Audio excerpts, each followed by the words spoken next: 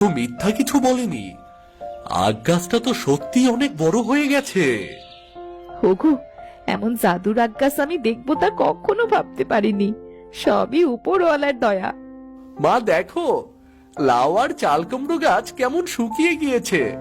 কি আর করবো রে বাবা। আমি এক কাজ করি, আমি বরং আমাদের আগ গাছ থেকে দুটো আখ কেটে নিয়ে যাই।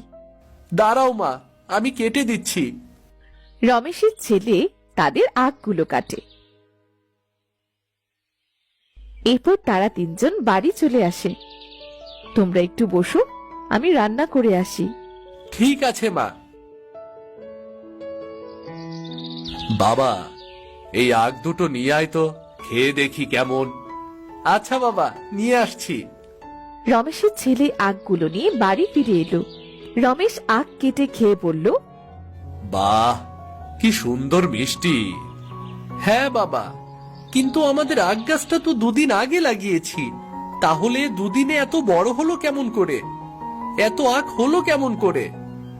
জানি না বাবা, এমন আশ্চর্য জাদুর আখ আমি আগে কখনো দেখিনি। সবই ওপরওয়ালার ইচ্ছা রে বাবা।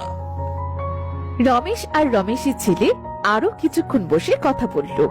রমেশের বউয়ের রান্না শেষ হলে সবাই একসাথে খেতে বসে।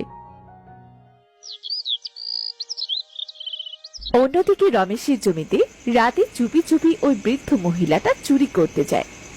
তোরা করবি সবজি চাষ, আর আমি তোদের সবজি চুরি করে বিক্রি করব।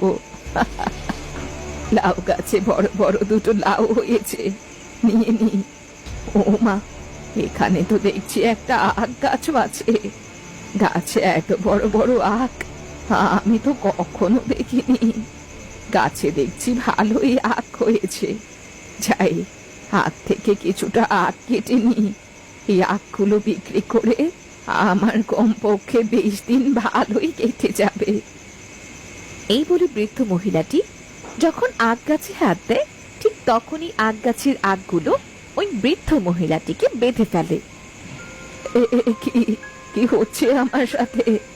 এটা কি জাদুর কাজ নাকি? আরে আখ, আমায় বেঁধে ফেললি কেন? এখন কি